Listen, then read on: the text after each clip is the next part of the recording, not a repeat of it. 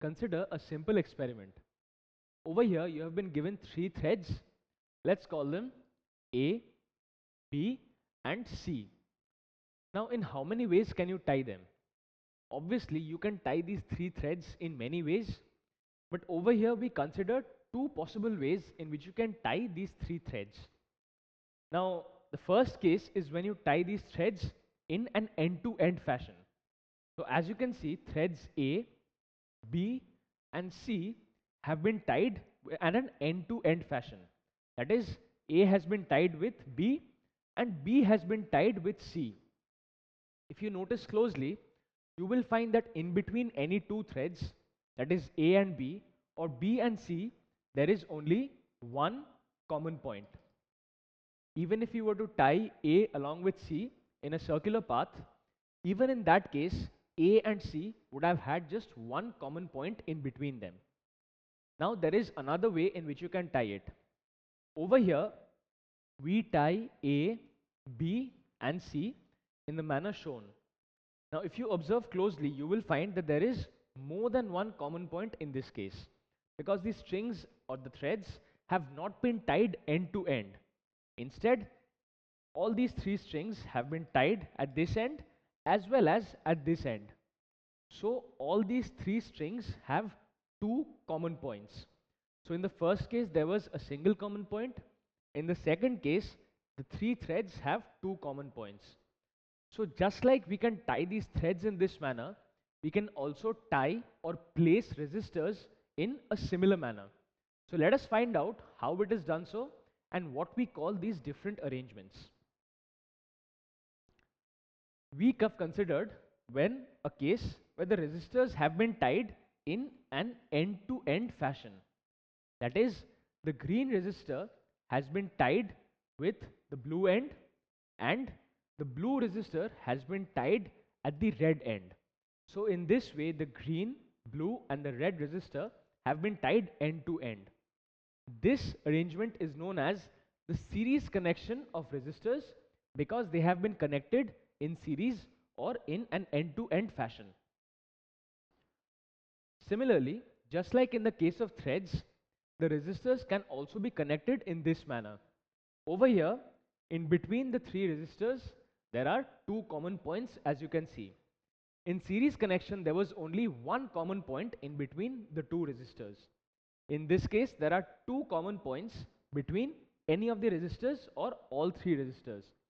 So this connection, where the resistors have more than one common point among themselves, is known as the parallel connection of resistors. As you can see, the red, blue and green resistors have been connected in a parallel fashion.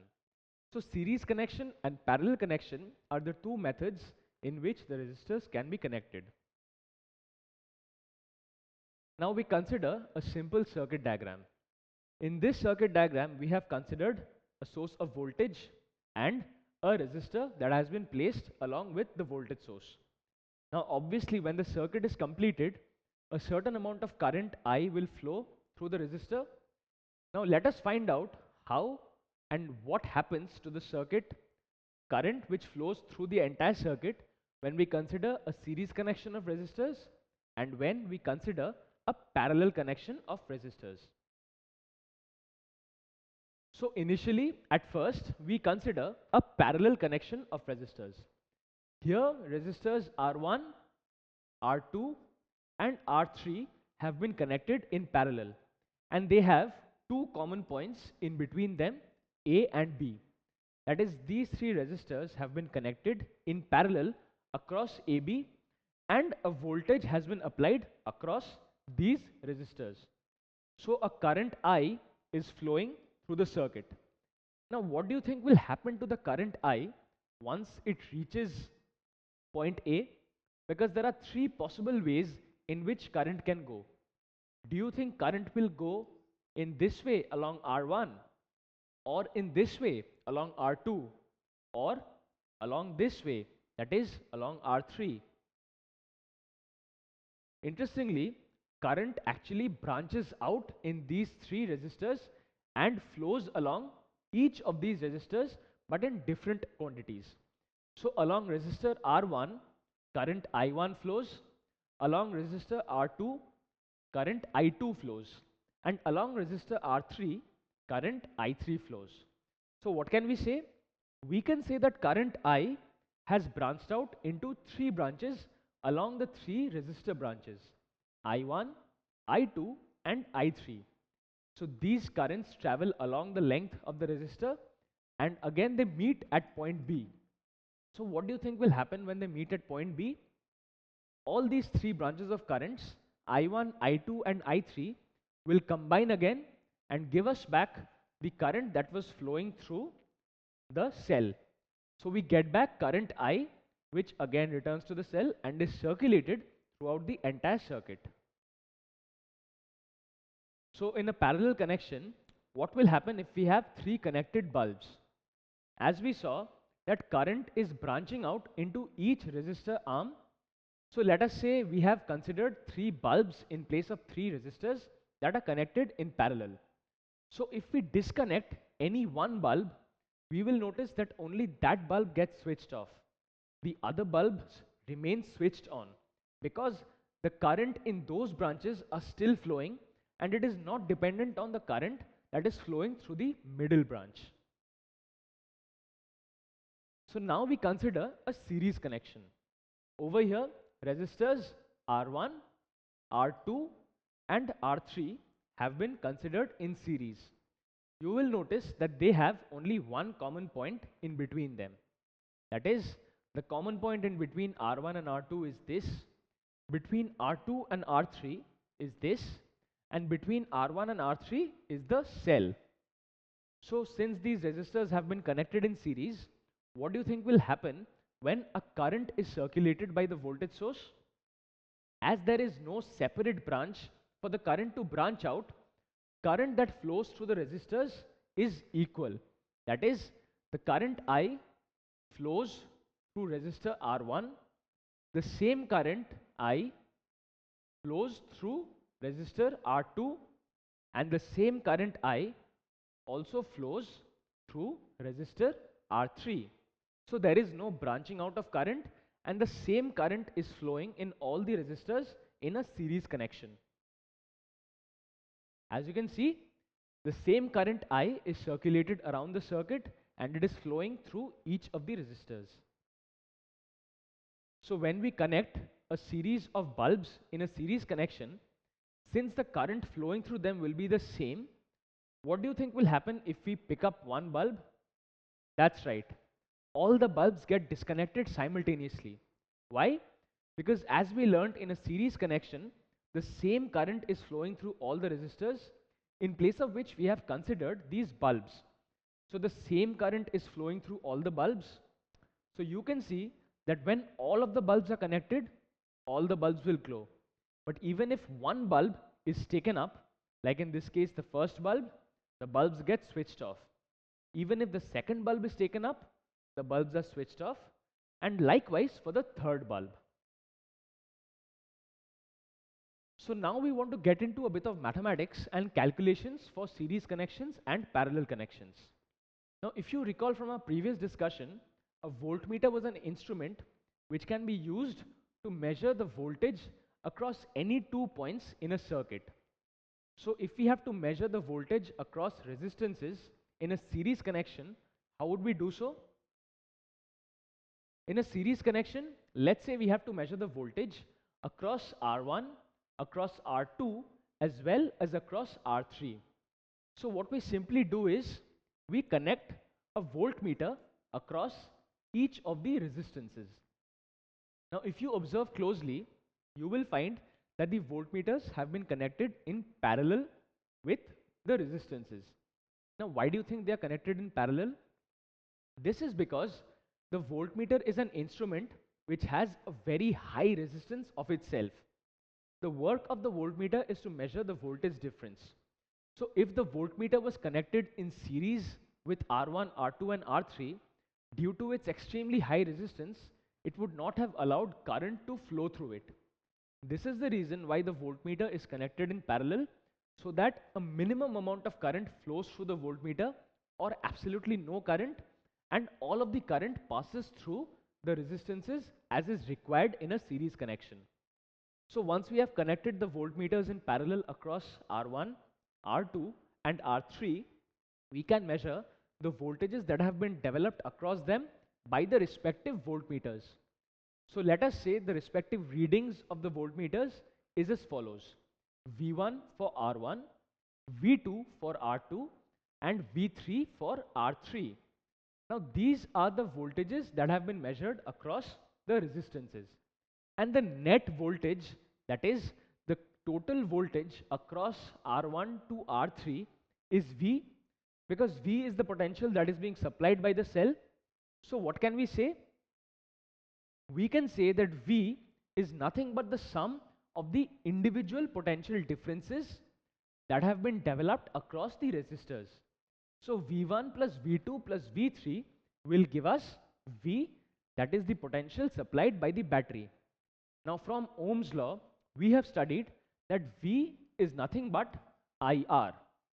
So in this case, if we consider the net resistance of the entire circuit, or the equivalent resistance of the entire circuit as Req, then the potential that is being supplied by the battery can be given as the current flowing through the circuit into the equivalent resistance. Now what do you think will be the potential developed across R1? It will be given by V1, which will be equal to IR1. Similarly, for measuring V2, this will be given by I into R2.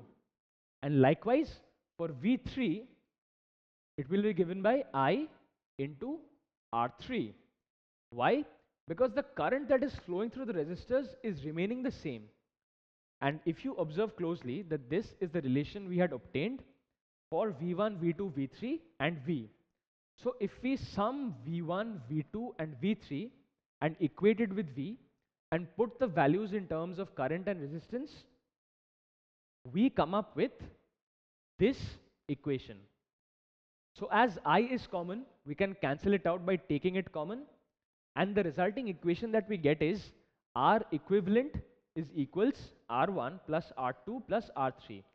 In other words, an equivalent resistance is the resistance which can be used to replace all these three resistors with just one resistor. And the value of the resistor is given by this equation. So now we are going to consider a parallel connection. So far we talked about a series connection. Now if you recall from our previous discussion, an ammeter is an instrument which is used to measure the current flowing in a circuit. So when we consider a parallel connection, the ammeter is the instrument which is going to help us measure the current that is flowing in each branch of the parallel connection. Thus, we have connected the ammeter in series with each of the resistances, unlike where we had connected the voltmeter in parallel in case of the series connection of resistors. Now, can you tell me why the ammeter has been connected in series with the resistances? This is because an ammeter is a device that has a very low resistance of its own. Now, if the ammeter was connected in parallel with the resistances, because of the low resistance of the ammeter, most or all of the current would have flowed through the ammeter and none of it would have flowed through the resistance. So in order to avoid this, it is connected in series with the resistance. It adds almost no extra resistance, so the current that flows through the resistance remains constant. Now we have connected 3 ammeters in these 3 branches, and we found out that the current value that we get is I1 for the first branch, I2 for the second branch and I3 for the third branch. Now if you recall, when current I enters point A, it branches out into 3 currents, and when it recombines at point B, we get back the original current, or I. So what can we say? We can say that I is nothing but the sum of the individual currents in the branch of the parallel connection. So I is equals I1 plus I2 plus I3. Now if you notice closely, the potential or the voltage that is being supplied in a parallel connection is constant for all these 3 resistors. Why? Because all these three resistors have been connected across two common points, A, B.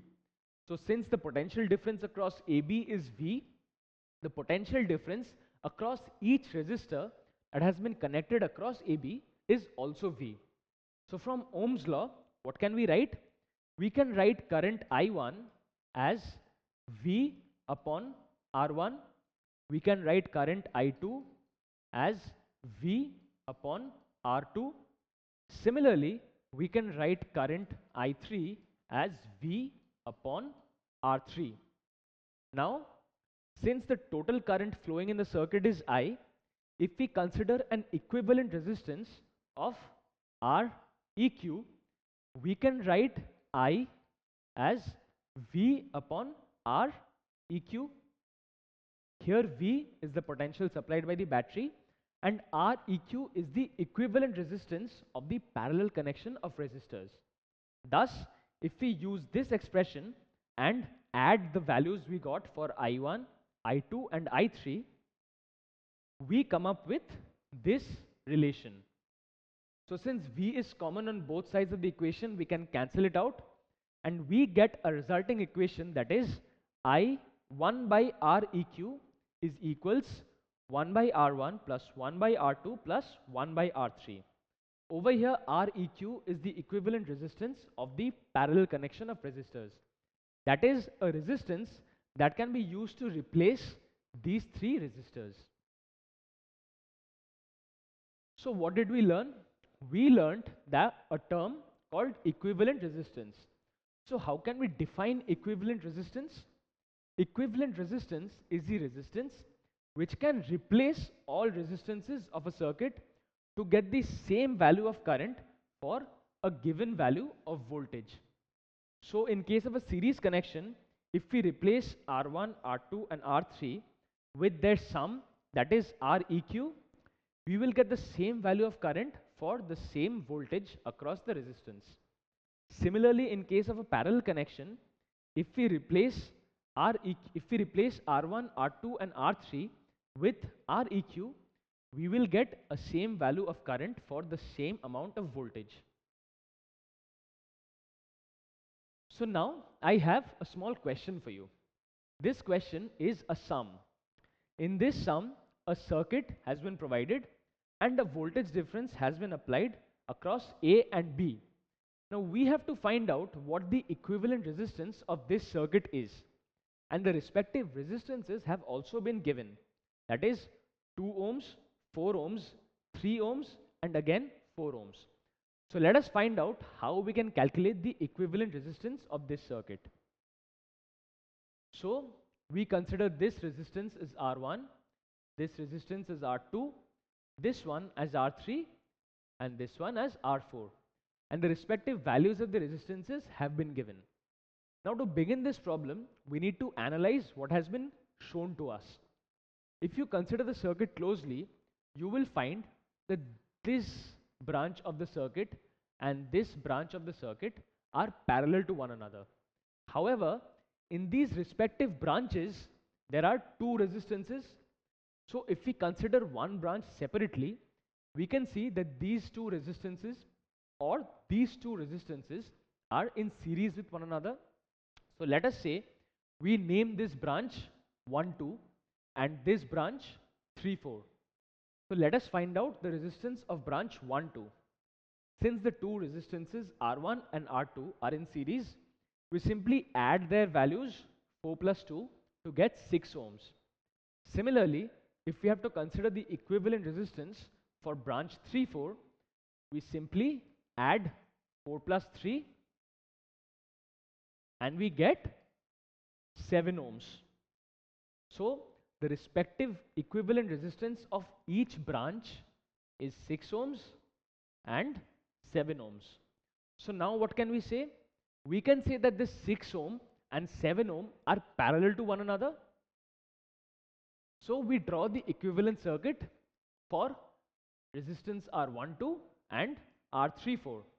And we see that R12 and R34 are parallel to one another and their values are 6 and 7. So now if you have to find out the equivalent resistance in between A and B, what can we do? We simply add 1 by 6 plus 1 by 7, as you can see.